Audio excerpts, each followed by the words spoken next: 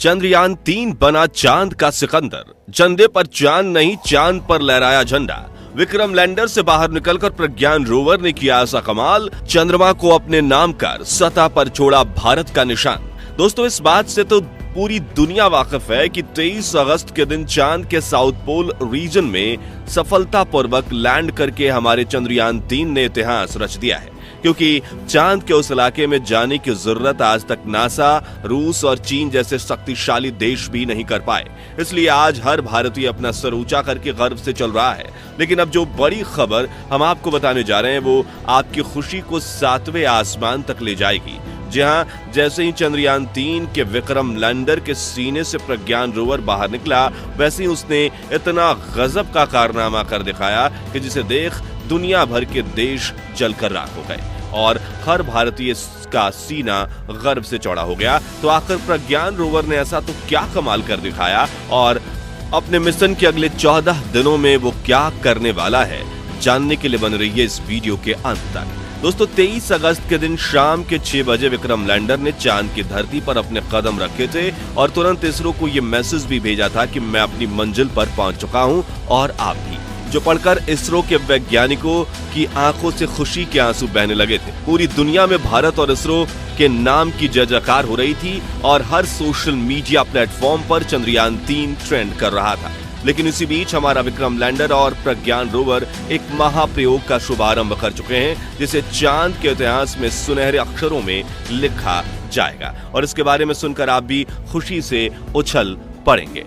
इसलिए अपनी उत्सुकता को कंट्रोल करके कुर्सी की पेटी बांध लीजिए, क्योंकि अब हम आपको जो बताने वाले हैं कोई साधारण बात नहीं है। तो बात कुछ ऐसी है कि 23 अगस्त के दिन चांद पर उतरने के बाद विक्रम लैंडर ने थोड़ा आराम किया, क्योंकि उसने 55 लाख किलोमीटर से लंबा सफर तय किया था और 24 अगस्त के दिन सुबह इसने अपने मिशन के अगले पड़ाव की तरफ बढ़ना शुरू किया, जो कि था चांद की सतह पर प्रज्ञान रोवर को रिलीज करना, जिसके लिए उसने अपना एक हिस्सा खोलकर प्रज्ञान को बाहर निकलने के लिए रैंप बनाया और जैसे ही चंद्रयान का प्रज्ञान रोवर विक्रम लैंडर के सीने से बाहर निकला, उसके बाद तो इतिहास ही बन गया। जी हां दोस्तों, चंद्रयान-3 के रोवर प्रज्ञान ने जैसे ही विक्रम से बाहर निकलकर चांद की सतह पर चलना शुरू किया, वैसे ही इसने चंदा मामा पर भारत की अमिट छाप छोड़ दी, क्योंकि इसरो ने प्रज्ञान रोवर के पहियों पर इसरो का लोगो और भारत का राष्ट्रीय प्रतीक अशोक चिन्ह को उकेरा था, जिस वजह से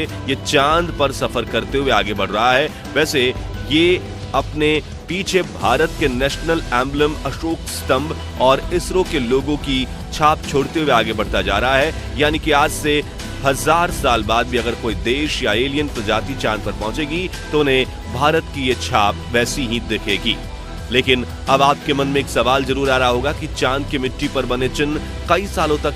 कैसे ऐसे रह सकते हैं। ऐसा इसलिए दोस्तों क्योंकि चांद पर काफी पतला वातावरण है, इसलिए यहाँ पर धूल मिट्टी नहीं उड़ती। इसी वजह से साल 1969 में जब एस्ट्रोनॉट नील आर्मस्ट्रांग चांद की सतह पर पहली बार उतरे थे, तब से लेकर आज तक चांद पर उनके पैरों के निशान वैसे के वैसे मौजूद हैं और चंद्रमा पर चंदा मामा पर अपनी छाप छोड़ने के लिए भारत तो दुनिया भर की सभी स्पेस एजेंसियों से सबसे आगे निकल चुका है, क्योंकि प्रज्ञान रोवर चांद के दक्षिणी ध्रुव पर जहां जहां जाएगा वहां वहां इसरो का लोगो और अशोक स्तंभ छपता जाएगा, जिसे खुद चंदा मामा भी नहीं मिटा पाएंगे। आपको बता दें कि चंद्रयान-3 के लॉन्च होने से पहले इसरो ने एक वीडियो जारी किया था, जिसमें दिखाया गया था कि प्रज्ञान रोवर जैसे जैसे आगे बढ़ता है वो पीछे अशोक चिन्ह और इसरो के लोगो का निशान छोड़ता जाता है और अब वैसे ही अपने सफर की शुरुआत करके प्रज्ञान रोवर ने चांद की खाली जमीन पर भारत की कामयाबी का चिन्ह गढ़ना शुरू कर दिया है। साथियों, जैसे आप जानते हैं कि चंद्रयान-3 का रिसर्च मिशन अगले 14 दिनों तक चलने वाला है। ऐसे में इन 14 दिनों में प्रज्ञान रोवर अपनी लैंडिंग साइट और आसपास के इलाकों में काफी लंबा सफर तय करने वाला है। तो जरा सोचिए कि मिशन पूरा होने तक चांद के इस इलाके में अशोक स्तंभ और इसरो के लोगों की कितनी हजारों प्रिंट्स बन जाएंगी। वैसे तो ये काम करने में कोई रॉकेट साइंस की जरूरत नहीं है, लेकिन काफी तेज सोच की जरूरत जरूर है और इसरो के वैज्ञानिक हर बार ऐसे छोटे मोटे मास्टर प्लान लेकर आते रहते हैं, जिन्हें देख दुनिया भर की स्पेस एजेंसीज के वैज्ञानिक हक्के बक्के रह जाते हैं और इसरो की कॉपी करने से खुद को रोक नहीं पाते, क्योंकि जहां अपने कई मिशंस के दौरान अमेरिका ने 5 और चीन ने सिर्फ एक झंडे को चांद की सतह पर फहराया, वहीं इसरो ने एक ही मिशन में भारत के शासन, संस्कृति और शांति के सबसे बड़े प्रतीक अशोक स्तंभ के चिन्ह को चांद पर हजारों बार गढ़ दिया है, जो कि अपने आप में ही बड़े गर्व की बात है। चलिए दोस्तों, अब चंद्रयान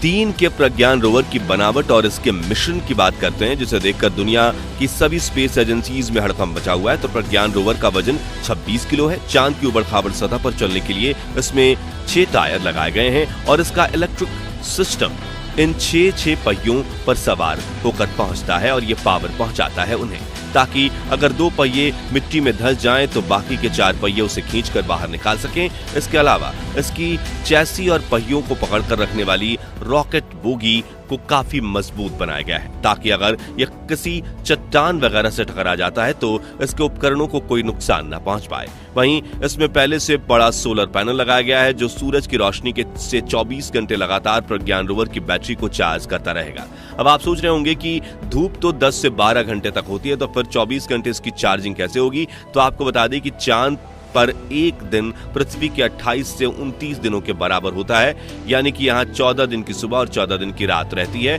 यानी 14 दिनों तक लगातार आसमान में सूरज खिला रहता है। इसी बात का फायदा उठाते हुए इसरो ने चंद्रयान 3 को चांद को इसी महीने में पहली सुबह चांद पर उतारा है, ताकि विक्रम लैंडर और प्रज्ञान रोवर के सोलर पैनल काम करते रहें और अगले 14 दिनों में हम जितना हो सके उतना ज्यादा रिसर्च कर पाएं, क्योंकि 14 दिनों के बाद धीरे धीरे इन दोनों की चार्जिंग खत्म हो जाएगी और दोनों बंद पड़ जाएंगे। खैर दोस्तों, जैसा कि आप जानते हैं कि विक्रम लैंडर का वजन 1700 किलोग्राम के करीब है और इतने बड़े वाहन को चलाने में काफी ज्यादा ऊर्जा की जरूरत पड़ती है, इसलिए इसरो ने विक्रम लैंडर में कोई टायर नहीं दिए हैं, यानी अब वो लंबे समय तक यहीं पर खड़े खड़े रोवर से डाटा कलेक्ट करेगा, जबकि 26 किलोग्राम का छोटा सा रोवर चंद्रमा के दूर दराज इलाकों की सैर करते हुए रिसर्च करेगा, जिसके लिए इसमें 2 खास उपकरण लगाए गए हैं, जिनमें से पहला है लेजर इंड्यूस्ड ब्रेकडाउन स्पेक्ट्रोस्कोप, जो कि चांद की सतह पर लगातार लेजर फेंककर सतह के ऊपरी हिस्से के नीचे मौजूद पानी और खनिज का पता लगाएगा। साथ ही इन खनिजों के रासायनिक गुणों के बारे में भी विक्रम लैंडर को डेटा भेजेगा और विक्रम लैंडर इन डेटा को चांद की कक्षा में घूम रहे चंद्रयान 3 के प्रपल्शन सैटेलाइट के जरिए डेटा को इसरो के हेडक्वार्टर मिशन ऑपरेशन कॉम्प्लेक्स में भेजेगा। दोस्तों, ऐसे में अगर इस यंत्र ने चांद पर किसी बेशकीमती खनिज की खोज कर ली तो दुनिया भर में इसरो का नाम की जय जयकार और ज्यादा बढ़ जाएगी। दूसरा उपकरण है अल्फा पार्टिकल एक्सरे स्पेक्ट्रोमीटर। प्रज्ञान रोवर का ये पेलोड चंद्रमा की मिट्टी, चट्टानों और क्रैटर्स में लेजर फेंककर एक्सरे टेक्नोलॉजी की मदद से इसके अंदर मौजूद magnesium, aluminium, silicon, potassium, calcium, titanium और आयरन जैसे कीमती खनिज संसाधनों की खोज करेगा। दोस्तों, अगर हम भविष्य में चांद पर ह्यूमन कॉलोनी या स्पेस स्टेशन बेस बनाते हैं तो यही पानी और खनिज हमें काफी मददगार साबित होंगे, इसलिए यह काफी ऐतिहासिक खोज है और हमें यकीन है कि जैसे इसरो ने विक्रम की सॉफ्ट लैंडिंग करवाकर इतनी बड़ी उपलब्धि हासिल की है, वैसे ही प्रज्ञान रोवर भी अपने मिशन में बड़ी खोज करके कीर्तिमान स्थापित करने वाला है। तो दोस्तों, अगर आपको इसरो की उपलब्धि पर गर्व है तो कॉमेंट में आई लव इसरो जरूर लिखिए और वीडियो अच्छा लगा हो तो इसे लाइक और शेयर जरूर कीजिए। साथ ही इसरो से जुड़े ऐसी रिलेटेड अपडेट्स के लिए हमारे चैनल को सब्सक्राइब करके पास वाली घंटी को जरूर दबा दीजिए।